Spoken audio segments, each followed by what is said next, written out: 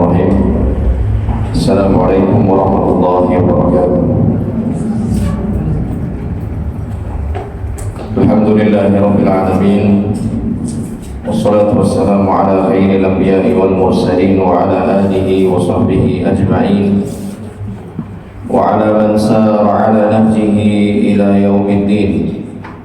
Allahumma 'allimna ma yanfa'una wanfa'na bima 'allamtana wa zidna 'ilman ya rabbal alamin. Rabbi shrah li sadri wa yassir li amri wahlul 'uqdatam min lisani yafqahu qawli, amma ba'd. Fa inna asdaqal hadithi kitabullah wa khairal hadi hadi Muhammadin sallallahu alaihi wasallam wa syarrul umuri muhdatsatuha fa inna kulla muhdatsatin bid'ah wa kullu bid'atin dhalalah wa kullu dhalalatin finnar. Jamaah rahimani Allah wa iyyakum. Insyaallah pada hari ini kita akan meneruskan lagi kajian kita dengan sebuah risalah yang berjudul 10 kaidah di dalam memahami hati. Dan hari ini kita masuk pada pembahasan kaidah yang ke-6. Benar ya jamaah? Baik, halaman 74. Beliau berkata, jika hati sudah merasa cukup dengan Allah, maka hatinya tidak akan butuh kepada makhluk. Di mana ini merupakan nukilan dari Syekhul Islam Ibnu Taimiyah sekaligus sebagai pelengkap penyempurna bagi kaidah yang sebelumnya, kaidah kelima, yaitu kaya yang sebenarnya adalah kaya hati. Beliau berkata, sesungguhnya hati tidak akan pernah merasa cukup kecuali dengan Allah. Karena manusia memang telah diciptakan dengan kebutuhan untuk memperoleh apa yang bermanfaat baginya dan menolak apa yang membahayakannya. Jika jiwa manusia juga selalu berkeinginan, pasti ia memiliki keinginan yang ingin digapainya. Sehingga jika keinginannya tercapai, maka hati manusia akan tenang. Adapun sesembahan lain selain Allah adalah rusak. Adalah Allah Subhanahu wa taala yang berfirman, "Lau kana fihima alihatun illallah lafasadata."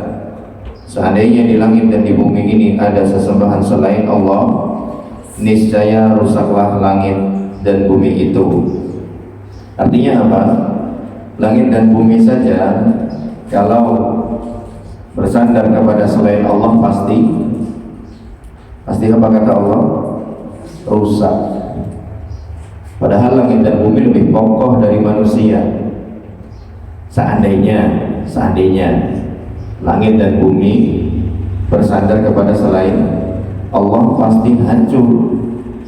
Karena tidak ada tempat lain, pihak lain yang bisa dijadikan sebagai sandaran oleh langit dan bumi ini kecuali hanya Allah. Apatah lagi manusia, dia memiliki jiwa dan raga yang tidak lebih kuat daripada langit dan bumi ini. Maka ketika dia bersandar kepada selain Allah, pasti juga akan hancur. Itu dinamai dengan al-istidlal atau pendalilan dari ayat ini. Jadi ana ulangi penjelasannya. Kenapa paragraf pertama ini keterangannya dengan menggunakan dalil di surah Al-Anbiya ayat 22. Yaitu Allah dalam surah Al-Anbiya ayat 22 ini mengatakan, seandainya di langit dan di bumi ada sesembahan lain daripada selain Allah, pasti rusaklah langit dan bumi. Artinya kalau keduanya memilih untuk bersandar kepada selain Allah, pasti hancur. Nah, satu hal yang sama pasti akan terjadi juga pada manusia. Ketika seorang manusia itu bersandar kepada selain Allah, pasti akan hancur juga hidupnya, hidup di dunia maupun di akhirat. Maka benar-benar ini merupakan hal yang sangat-sangat enggak boleh kita lupakan. Kalaupun lupa, segera ingat lagi bahwa kita itu bersandarnya hanya boleh dan hanya bisa kepada Allah Subhanahu wa taala. Tidak bisa bersandar kepada suami ibu, kepada orang tua ibu, kepada anak-anak ibu, kepada komunitas ibu, nggak bisa. Benar-benar hanya kepada Allah Subhanahu wa Ta'ala kita bersandar, dan hanya Dialah yang bisa kita andalkan. Manakala kita mengandalkan manusia, pasti kita kecewa, pasti kita akan menjumpai kecewa. Ya, bahkan seringkali harapan kita itu malah terjadi yang berkebalikannya. Ya, saat kita mengandalkan manusia atau selain Allah Subhanahu wa Ta'ala. Namun ketika kita mengandalkan Allah Subhanahu wa Ta'ala, pasti yang terjadi akan lebih baik, walaupun mungkin kita harus diuji lebih dulu oleh Allah Subhanahu wa Ta'ala. Ya, jadi nyaman-nyamannya kondisi kita, entah nyaman itu dengan ekonomi yang baik, dengan pekerjaan yang bagus dan seterusnya, tetap jangan sampai lalai, jangan sampai lengah, bahwa semua itu bukanlah tempat kita bersandar, bahwa semua itu bukanlah hal yang patut dan layak untuk kita andalkan. Satu-satunya tempat kita bersandar dan satu-satunya pihak yang paling layak serta patut untuk kita andalkan hanyalah Allah Subhanahu wa Ta'ala. Ya, termasuk ketika misalnya anak ibu mau ujian, kemudian anak ibu menyadari dia ini alhamdulillah cerdas, menyadari dirinya menguasai materi, menyadari dirinya hafal materi dan seterusnya. Ingatkan dia tetap untuk berdoa kepada Allah Subhanahu wa Ta'ala. Jangan bersandar kepada kemampuanmu, jangan. Walaupun bagimu ini yakin gampang, dan bapak atau ibu juga insya Allah yakin kamu bisa, insya Allah. Tapi tetap jangan lupa untuk terus bersandar hanya kepada Allah Subhanahu wa Ta'ala. Ya, pesankan seperti kepada anak-anak ibu, mau melaksanakan ujian misalnya, ya, atau mau safar misalnya, ya, tetap harus ingat kepada Allah Subhanahu wa Ta'ala. Jangan mengandalkan jam terbang yang selama ini alhamdulillah Solo Jakarta, Solo Bandung nggak pernah insiden. Jangan mengandalkan itu. Tetap Allah Subhanahu wa Ta'ala yang menjadi sandaran utama. Jangan jadi seperti Qarun yang lupa sama Allah Subhanahu wa Ta'ala terhadap apa yang dia terima dari Allah. Qarun itu terkenal dengan apanya, Bu? Qarun terkenal dengan apanya? Hartanya, kekayaannya, sampai-sampai kalau kita nemu harta yang tidak bertuan disebut dengan harta karun, ya, sampai segitunya. Jadi hartanya dia sampai ke Indonesia bahkan itu, masya Allah, ya. Apa yang dia katakan ketika menjelaskan kekayaannya dia dapat kepada khalayak, dia katakan innama utituhu ala ilmin indi. Sesungguhnya saya diberi semua ini karena kepandaian saya, karena kelihayan saya, atau bahasa orang sekarang karena kerja keras saya. Akhirnya ketika mereka sukses, kemudian sharing pengalaman kepada orang banyak, dia pun berkata, kerja keras tidak akan mengkhianati hasil. Ya, itu dikit-dikit bau-bau nada-nada ucapannya Qarun itu. Kalau dia sadar, hanya saja kebanyakan orang masih belum sadar. Ya, kalau sudah mengalami kebaikan itu, kesuksesan itu, ucapkanlah alhamdulillah. Allah kasih saya kemudahan untuk bisnis, kemudian untuk mengembangkan usaha ini. Ya, Allah kasih anak saya kemudahan untuk bisa lulus ujian ini, diterima kerja di sini, diterima kuliah di sana. Ya, jadi jangan, wah emang dia anaknya encer otaknya, masya Allah, ya. Jangan gitu. Ucapkan alhamdulillah, Allah kasih kemudahan, ya. Nah, jadi bersandarlah hanya kepada Allah. Kebaikan hati tidak akan didapatkan kecuali dengan hanya beribadah kepada Allah semata dan meminta tolong hanya kepadanya semata. Makanya paragraf ketiga ini, baris 1, 2, 3 di paragraf ketiga ini selalu kita ikrarkan setiap hari, tidak kurang dari 17 kali. Hati ini tidak akan didapatkan, kebaikan hati ini tidak akan didapatkan kecuali dengan beribadah kepada Allah dan kecuali dengan minta tolong kepada Allah. Ikrar yang mana yang saya maksud? Yang 17 kali kita baca setiap hari. Iyyaka na'budu wa iyyaka nasta'in. Hanya kepadamu ya Allah aku menyembah, dan hanya kepadamu ya Allah aku mohon pertolongan. Jadi nggak bosan-bosan ana ingatkan ibu ketika baca surah Al-Fatihah benar-benar resapi maknanya. Baru mulai saja kita sudah mengucapkan Alhamdulillahirabbil alamin. Bahwa ibu sekarang lagi sedih, bahwa ibu sekarang lagi susahnya kayak apa, ibu mulai sholat itu dengan Allahu Akbar, kemudian Alhamdulillahirabbil alamin. Berarti apa? Sesungguhnya kesulitan, kesempitan yang sekarang saya sedang alami, sedang saya jalani, ini sebenarnya tetap bukan apa-apa. Karena toh pada akhirnya saya juga memuji Allah Subhanahu wa taala. Ar-Rahmanir Rahim. Allah yang Maha Pengasih lagi Maha Penyayang. Sekalipun sekarang ujian ini begitu berat, saya yakin ini merupakan tanda cinta dan kasih Allah buat saya. Maliki Yaumiddin, penguasa hari pembalasan. Saya ingat kalau saya sabar hari ini, saya jalani ujian hari ini dengan baik, dengan hal yang Allah Subhanahu wa taala ridhoi, pasti saya akan menjumpai balasan baiknya nanti. Masuk pada ayat keempat, iyyaka na'budu wa iyyaka nasta'in. Hanya kepadamu ya Allah aku mohon, aku beribadah, dan hanya kepadamu ya Allah aku mohon pertolongan.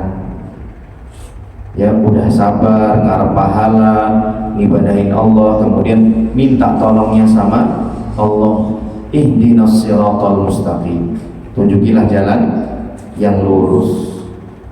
Jalan yang lurus adalah Islam, adalah sunnah, adalah iman, adalah manhaj, termasuk jalan keluar dari permasalahan yang kita sedang alami. Ya. Jadi pesan ana dan berulang-ulang ana sampaikan, jangan sampai nggak tahu minimal arti surat Al-Fatihah. Itu kalau kita benar-benar tahu artinya, paham maknanya, luar biasa. 17 kali kita baca dengan penuh penghayatan, yakinlah insya Allah akan memberikan ketenangan dalam diri kita. Ini paragraf ketiga baris 1, 2, 3 ya. Ibu bisa kasih keterangan Al-Fatihah ayat 4 begitu. Al-Fatihah ayat 4. Seseorang akan selalu butuh kepada Allah karena dia adalah sesembahan dan Rabbnya yang benar. Tidak mungkin tidak ya.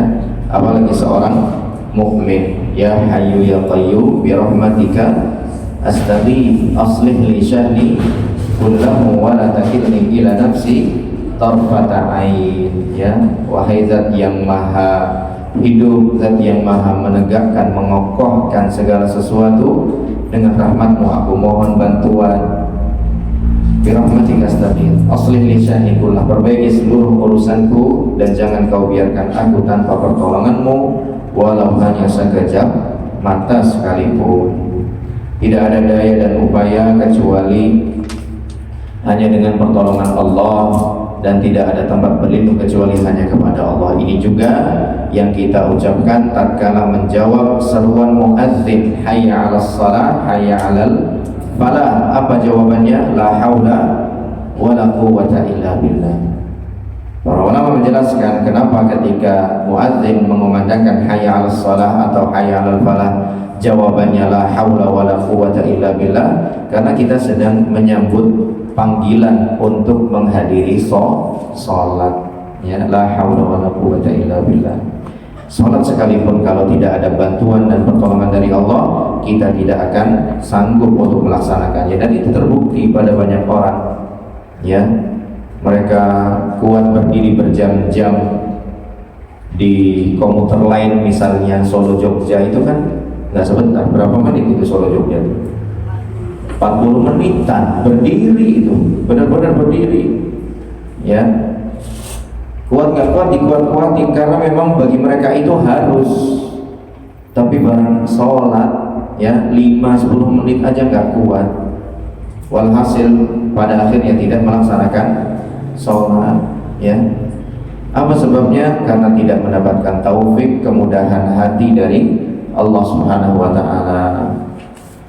Jika seorang hamba tidak mengikhlaskan agamanya hanya untuk Allah, ia malah beribadah kepada selain Allah, sudah pasti.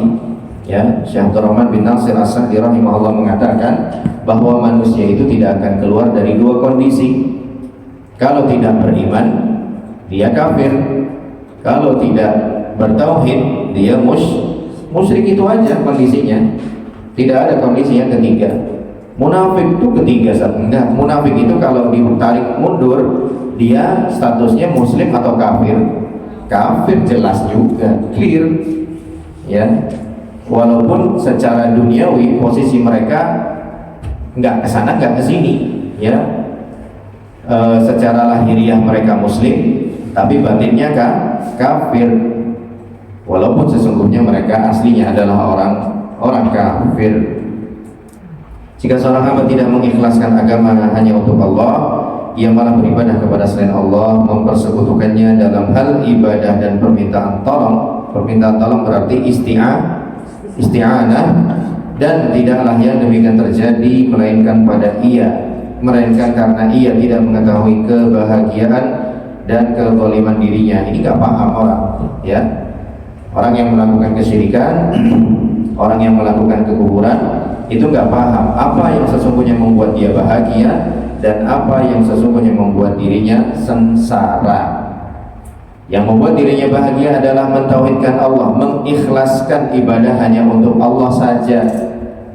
Yang membuat dia sengsara adalah kezalimannya, dan kezaliman di dalam Al-Quran dijelaskan oleh Nabi SAW dalam firman Allah, alladzina amanu wa lam yalbisu imanahum bidzulm, dan orang-orang yang beriman adalah mereka yang tidak mencampur adukan keimanan dengan kezaliman. Kezaliman maksudnya adalah perbuatan syirik kepada Allah Subhanahu wa taala. Orang yang melakukan perbuatan syirik itu sesungguhnya sedang menzalimi dirinya sendiri. Jangankan syirik, termasuk dosa-dosa biasa saja dalam tanda kutip yang tidak tergolong dosa syirik, itu juga termasuk perbuatan kezaliman terhadap diri sendiri. Sekali lagi, dosa apapun itu, walaupun bukan dosa syirik, pada hakikatnya itu merupakan perbuatan zalim kepada diri sendiri. Kenapa? Karena diri kita sendirilah yang nanti akan bertanggung jawab atas dosa-dosa itu. Makanya di antara hak diri kita ini adalah diistighfari, ditaubati, dihapuskan dosa-dosanya. Itu hak diri kita itu, ya.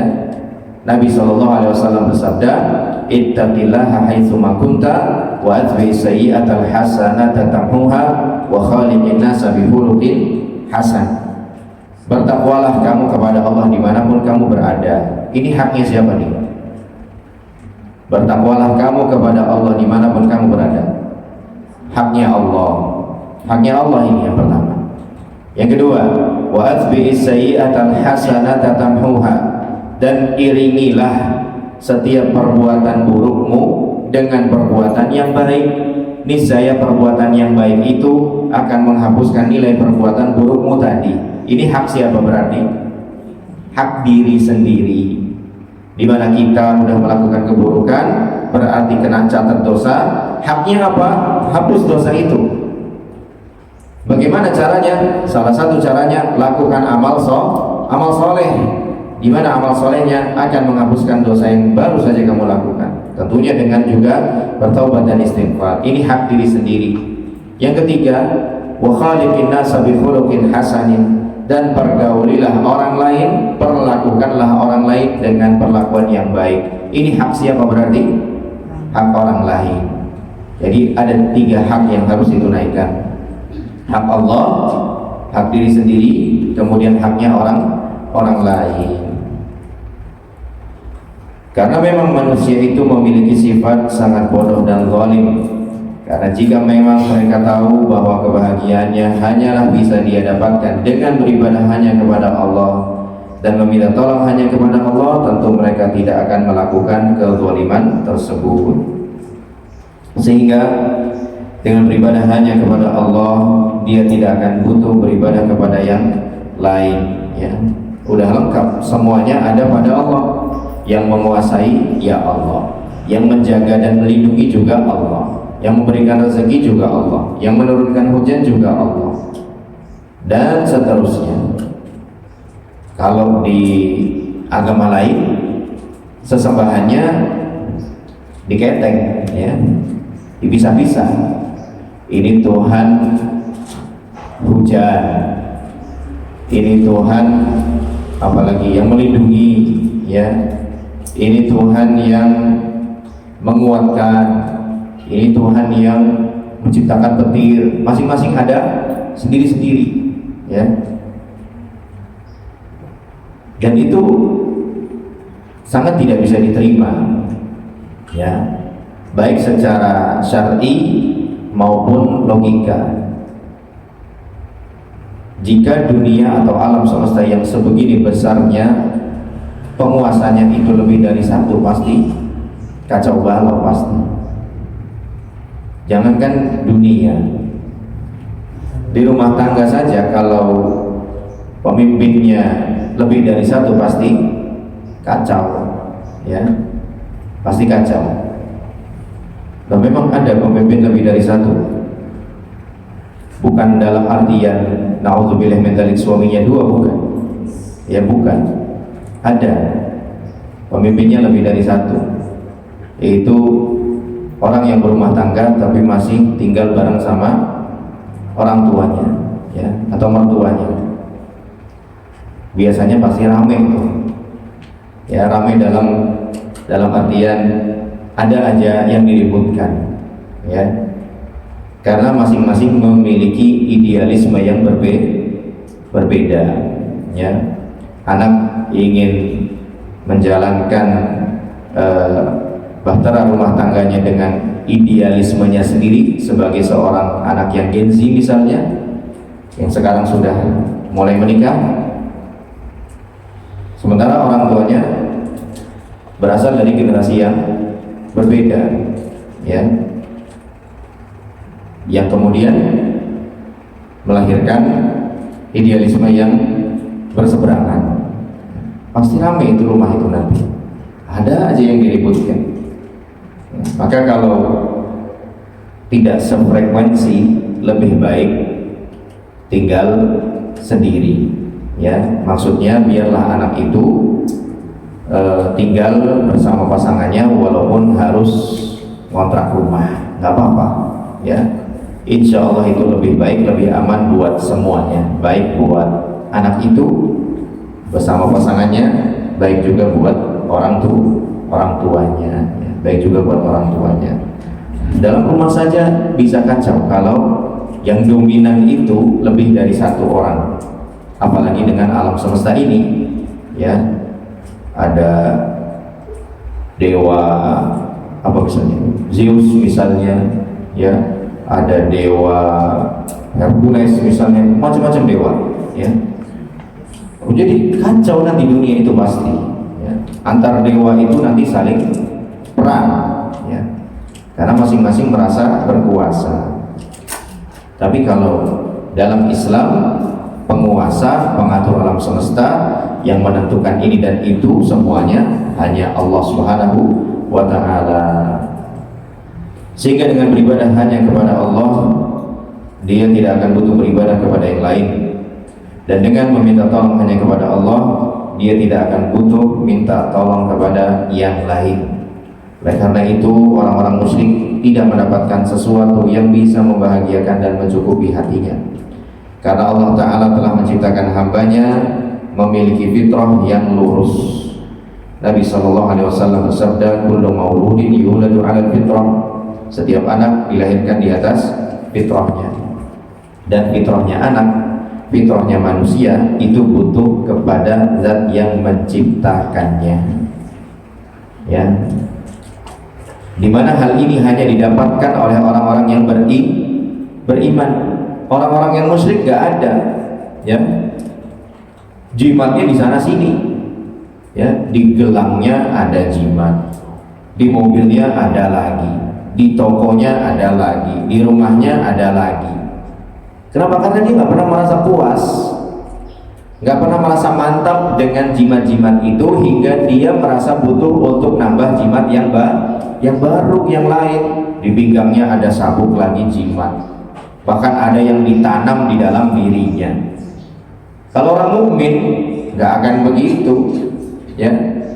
Jimat dalam tanda kutip andalannya dia cuma satu, yaitu Allah. Mau di rumah ke, mau di toko, mau di perjalanan, mau di mana, yang dia katakan cuma Bismillah tawakkaltu ala Allah la haula wala quwata illa billah. Udah selesai, ya.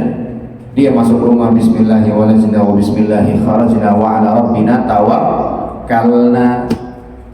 Dia keluar rumah Bismillah tawakkaltu ala Allah la haula wala quwata illa billah. Dia naik kendaraan, subhanalladzi sakhkhara lana hadza wa ma kunna lahu muqrinin wa inna ila rabbina lamunqalibun.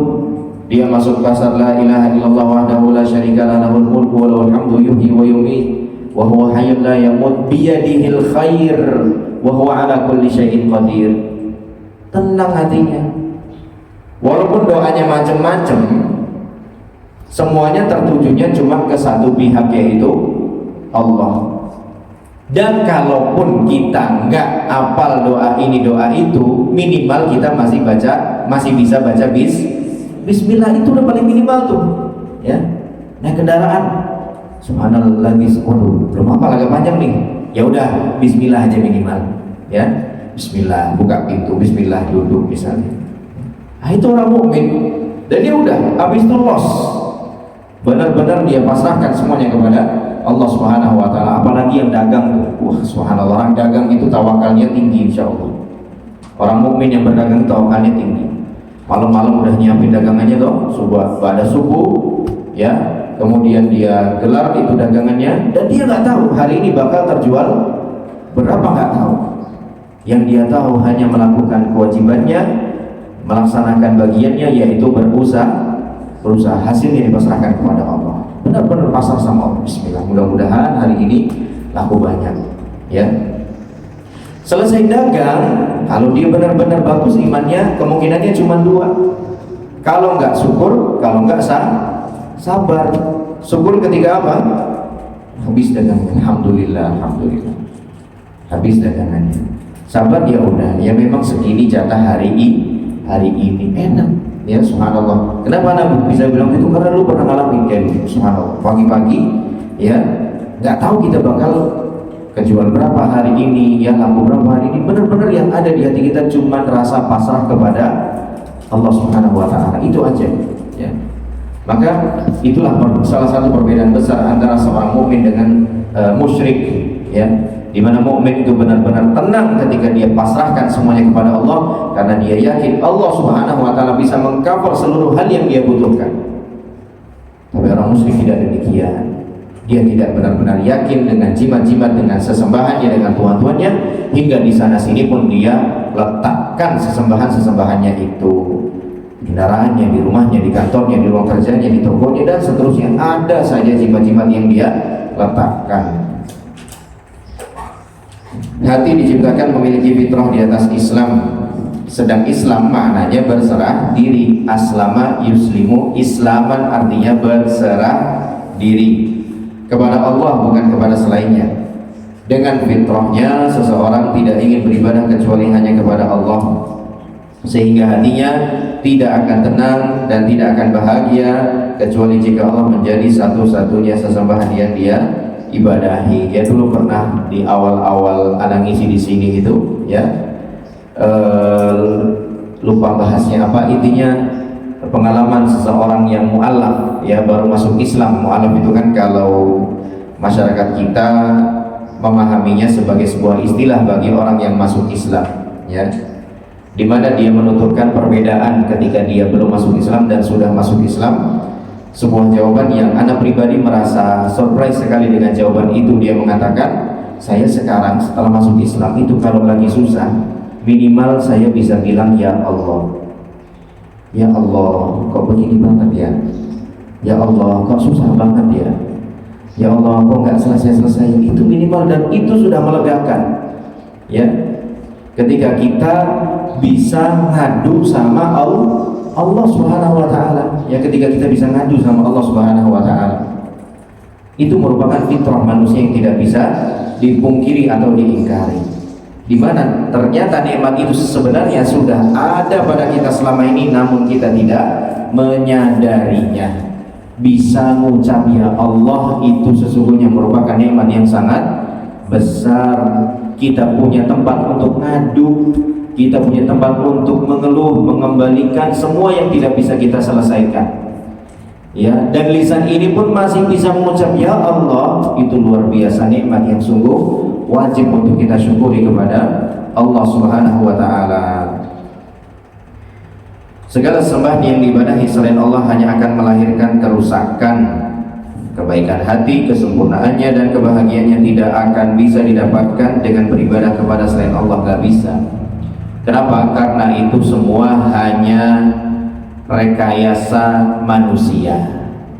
Ya, buah pikir manusia, berhala ini, berhala itu, dewa ini, dewa itu, yang Allah Subhanahu wa taala sebutkan di dalam kitabnya sebagai zon, sebagai kira-kira saja. Kira-kira ini bagusnya ada Tuhan ini, di situ bagusnya ada dewa itu, di sini bagusnya ada dewi ini, dan seterusnya. Tidak akan menenteramkan, karena itu hanya otak-atik logikanya manusia saja. Sementara logika tidak bisa diandalkan sepenuhnya. Jika hal ini tidak terjadi, maka hatinya akan selalu berada dalam kesusahan dan kecemasan. Hatinya akan terus mencari sesuatu yang bisa menenangkan dan membahagiakannya, dan ia tidak akan mendapatkan apapun selain kecanduan hal yang membinasakan. Jika demikian, maka hati seorang hamba tidak akan pernah lepas kebutuhannya kepada makhluk sampai dia benar-benar beribadah hanya kepada Allah Subhanahu wa taala saja, meminta tolong hanya kepada Allah saja, bergantung hanya kepada Allah saja, tidak bergembira kecuali dengan sesuatu yang dicintai dan diridhoi oleh Allah, dan tidak menyukai atau membenci kecuali sesuatu yang dimurkai dan dibenci oleh Allah. Tidak mencintai kecuali orang yang Allah cintai, tidak memusuhi kecuali memusuhi orang yang Allah musuhi. Dia juga tidak mencintai sesuatu kecuali karena Allah, dan tidaklah dia membenci sesuatu kecuali karena Allah, tidak memberi kecuali hanya karena Allah, dan tidak menahan kecuali karena Allah Subhanahu wa taala. Artinya segala langkahnya, segala pertimbangannya benar-benar didasari karena Allah ridho atau Allah tidak ridho. Itu yang menjadi dasar utamanya. Saat mau mengambil keputusan ini, saat mau mengambil langkah itu, dan seterusnya, yang menjadi pertimbangan pertama adalah Allah suka nggak ya kalau saya mengambil keputusan seperti ini? Allah marah nggak ya kalau saya mengambil keputusan seperti ini? Itu yang menjadi pertimbangan pertamanya. Walaupun dia harus dalam tanda kutip mengorbankan dunianya, walaupun sekali lagi dalam tanda kutip ia harus mengorbankan dunianya, ya, dia pasti akan mendapatkan ketenangan batin itu, sebagaimana yang Allah katakan, salasun man kunna fihi wajada bihinna halawatal iman. Ada 3 perkara yang jika 3 perkara itu ada dalam diri seorang hamba, dia akan merasakan manisnya iman kepada Allah. Salah satunya yang paling inti adalah an yakunallahu wa rasuluhu ahabba ilaihi mimman siwahuma. Hendaknya Allah dan Rasulnya menjadi pihak yang paling dia cintai daripada selain keduanya. Sesuai kadar keikhlasan dan rasa cintanya kepada Allah, maka seperti itulah kadar kesempurnaan penghambaannya kepada Allah dan ketidakbutuhannya kepada makhluk. Semakin dia cinta, pasrah, ikhlas kepada Allah Subhanahu wa taala, semakin dia bisa membebaskan diri dari belenggu ketergantungan terhadap makhluk, ya. Mungkin sebagian kita ada orang-orang yang butuh banget diapresiasi oleh orang lain. Ada yang modelannya begitu. Tapi sisi lain ada yang modelannya sedari awal cuek, orangnya los-losan aja. Ya, ketika dia berbuat baik ada yang mengapresiasi, nggak penting bagi dia. Dan ketika dia berbuat baik kemudian tidak ada yang mengapresiasi, bagi dia bukan sebuah masalah. Ada yang seperti itu dan enak kalau kita jadi orang yang kayak gitu. Ya, sedari awal Allah Subhanahu wa taala sudah kondisikan tipikal kita kayak begitu. Terus nggak butuh apresiasi dari orang lah. Orang mau muji ya silahkan, itu urusan dia. Orang nggak muji ya bukan masalah bagi saya. Kalau udah dari awal kayak begitu modelannya, kita enak itu jalani hidup. Tapi di sini ada orang-orang yang butuh sekali diapresiasi. Kalau kita termasuk orang yang modelannya begitu, butuh banget merasa diapresiasi oleh orang, cobalah kurang-kurangi rasa ketergantungan seperti itu. Ya, karena hal semacam itu tidak benar-benar akan menenangkan diri kita. Karena kalau kita berharap orang mengapresiasi kita, kadang terjadi, kadang tidak terjadi. Ada orang yang paham mudengan, ya, kalau habis ditolongin itu ya minimal berterima kasih, itu ada. Tapi ada yang nggak mudengan, ditolongin loyor pergi begitu aja, nggak sedikit yang modelan begitu, ya. Nah, kalau kita orang yang selama ini butuh sekali apresiasi dari orang, ya cobalah kurang-kurangi rasa itu dengan menyadari bahwa itu sesungguhnya tidak berguna sama sekali. Ya, ibarat pepatah atau peribahasa itu, ya, pujian orang itu hanya sepanjang lisannya saja, ya, bukan sepanjang, ya sependek, berarti lisan kan pendek, sependek lisannya saja. Apakah kalau dia muji kita udah otomatis kita udah pasti masuk surga? Kan enggak juga. Dan boleh jadi pujian manusia itu justru membuat kita jadi terlena. Makanya Abu Bakar As-Siddiq radhiyallahu anhu, ya, ketika mendapatkan pujian beliau berdoa kepada Allah. Apa doanya, Ibu? Allahumma, nggak pernah dipuji apa nih kayaknya? Allahumma la tu'akhidni bima yaqulun. Ya Allah, jangan kau catat sebagai dosa ucapan mereka terhadapku. Jangan kau hukum diriku karena ucapan mereka ini kepadaku. Pujian maksudnya. Allahumma la tu'akhidni bima yaqulun.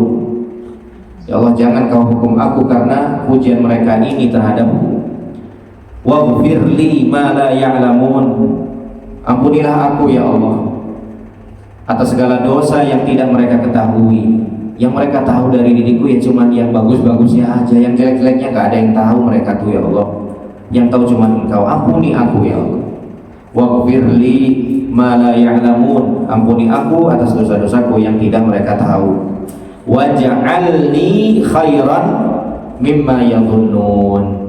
Dan jadikanlah aku lebih baik dari yang mereka kira. Mereka mengira aku ini orangnya dermawan, jadikan aku jauh lebih dermawan. Mereka mengira aku ini orang yang ringan di dalam membantu, jadikan aku lebih ringan lagi, dan seterusnya, ya. Nah, doa ini subhanallah kalau kita amalkan itu benar-benar akan meredam kita untuk kembali lagi ke bumi, ya, nggak terbang ke langit gara-gara dipuji oleh orang, ya. Atau kalau belum hafal doa ini dan berusaha untuk hafal, minimal ucapkanlah keberkahan, ya. Ada yang muji, masya Allah gini-gini, ya, ucapkanlah Allahumma barik misalnya, Allahumma barik, barakallah, seperti itu, ya, supaya kita ingat bahwa sesungguhnya kebaikan yang bisa kita lakukan itu adalah karena ditolong oleh Allah Subhanahu wa ta'ala. Sebagian ulama rahimahullah mengatakan jika seorang hamba ingin bersama Allah secara total, maka hal pertama yang harus dilakukan adalah memutus rasa butuhnya kepada semua makhluk. Memutus rasa butuh kepada semua makhluk, ya. Bagaimana caranya? Dengan berijtihad, ya, bersungguh-sungguh dengan menyadari bahwa makhluk sesungguhnya sama sekali tidak bisa mencukupi kebutuhan kita. Mereka hanya jembatan saja untuk datangnya kenikmatan-kenikmatan Allah tadi. Dan yang sesungguhnya bisa menolong kita hanya Allah Subhanahu wa ta'ala.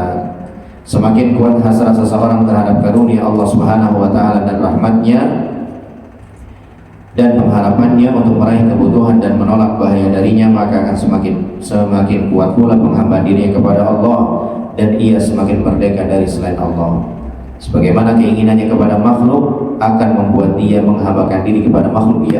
Seperti orang-orang yang haus kekuasaan, apa yang dia lakukan? Menghambakan diri kepada makhluk, jilat sana jilat sini, ya,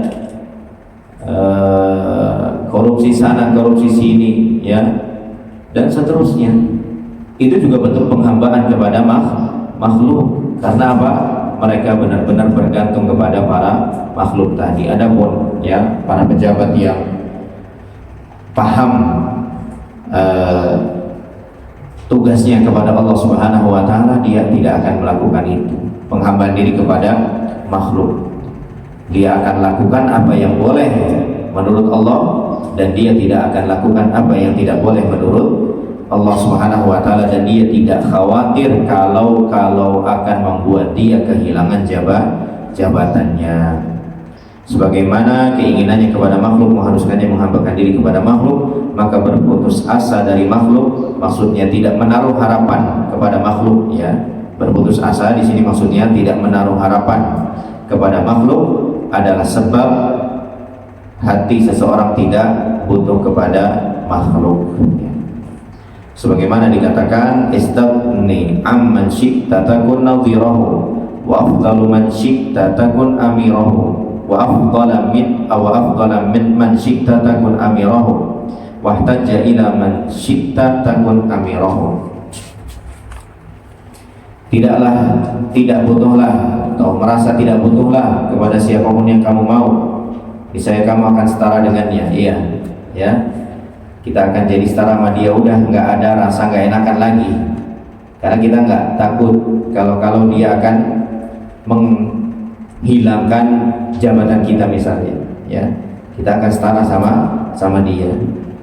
Muliakanlah siapa saja yang kamu suka, niscaya kamu akan menjadi pangerannya, dan merasa butuhlah kepada siapa yang kamu mau, niscaya kamu akan menjadi tawanannya, ya. Ini yang terutama yang terakhir nih, merasa butuhlah kepada siapa saja kamu mau, kamu akan menjadi tawanan. Apalagi manusia, ya.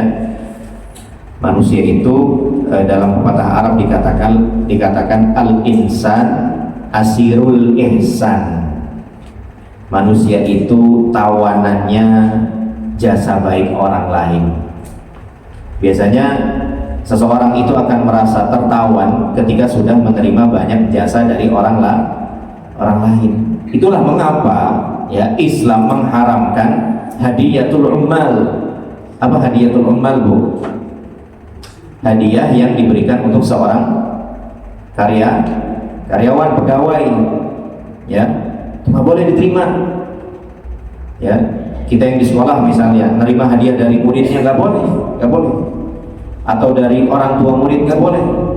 Itu sedikit banyak akan mengikat hati kita dengan dia, jadi nggak enakan nanti, ya.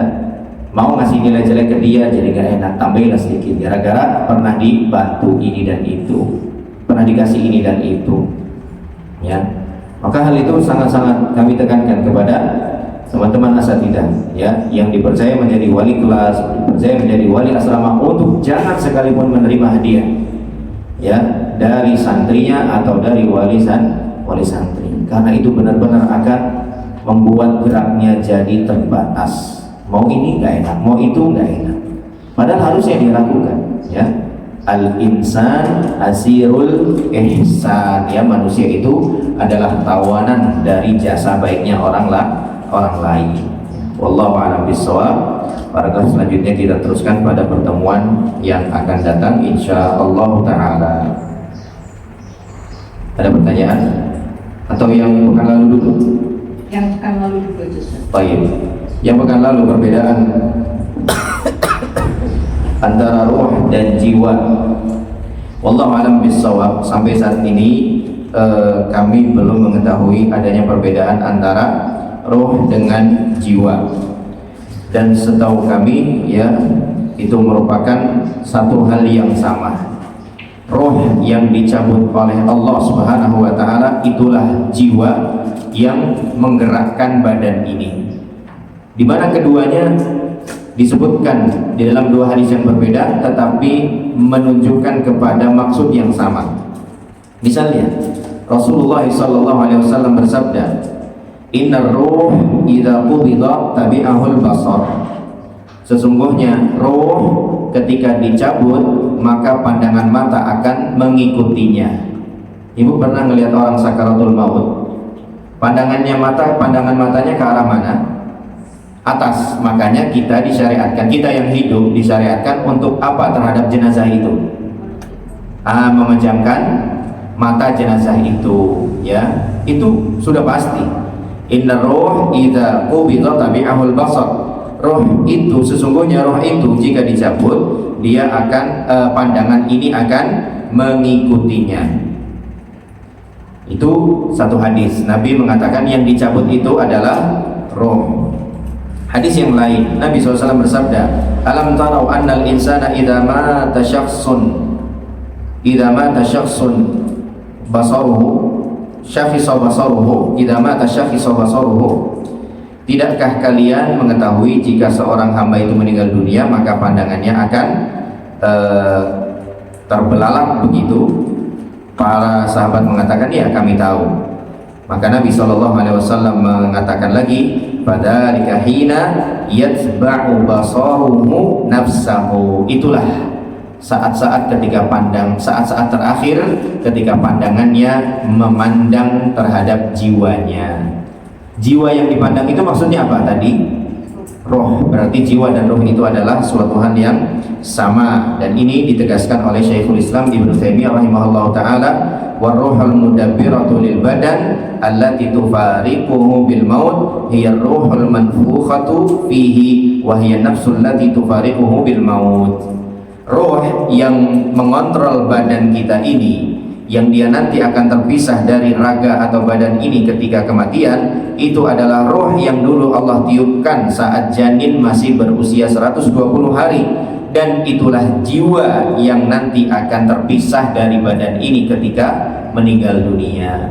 Jadi antara roh dan jiwa itu sama maknanya. Wallahu a'lam bishawab. Nah, Ustaz. Selanjutnya Ustaz, Ustaz, bagaimana jika kita merasa sudah ikhlas beramal, tapi di hari berikutnya kita mengingat-ingat amalan itu dan timbul rasa riya? Apakah amalan itu otomatis hilang pahalanya? Riya itu pertama harus dipahami dulu adalah menunjukkan amalan itu kepada orang lain, kemudian berharap dapat pujian dari orang lain. Apakah begitu yang dimaksud? Ataukah yang dimaksud adalah setelah beramal kok besoknya kebayang-bayang sendiri, kemudian malah jadi seneng, ya, alhamdulillah kemarin bisa nolongin orang, ya, berbagi sama orang, ngomong sendiri dia nggak dia tunjukkan kepada orang lain. Nah, kalau yang kedua ini yang dimaksud, maka itu bukan riya, dan bahkan itu merupakan kabar gembira dari Allah Subhanahu wa taala, bagian daripada balasan yang Allah segerakan, yaitu dibahagiakannya hati kita oleh Allah dengan amal soleh yang kemarin-kemarin. Kalau yang kedua ini yang dimaksud, maka itu bukan riya, dan itu tidak mempengaruhi keutuhan amal soleh kita yang kemarin. Tetapi kalau yang dimaksud dengan riya adalah yang pertama, benar-benar riya, yang tadinya tidak diketahui oleh orang lain, malah dia tampak-tampakkan kepada orang lain, berharap pujian, sanjungan dari orang lain, maka ini benar riya, dan ini bisa mengurangi kesempurnaan amal soleh kita. Jadi tergantung mana yang dimaksud, dan ada khawatirnya yang dimaksud oleh penanya ini adalah maksud yang kedua, yaitu merasa bahagia dengan amal soleh yang kemarin sudah dikerjakan. Kalau itu tidak apa-apa, ya, kalau itu tidak apa-apa. Wallahu a'lam bishawab. Cukup Ustaz. Baik, sampai di sini kajian kita. Insyaallah kita teruskan pada pertemuan berikutnya. Wallahu a'lam bishawab. Hadanallahu wa iyyakum ajma'in. Subhanakallahumma wa bihamdika asyhadu an la ilaha illa anta astaghfiruka wa atubu ilaik. Billahi taufiq wal hidayah. Wassalamualaikum warahmatullahi wabarakatuh.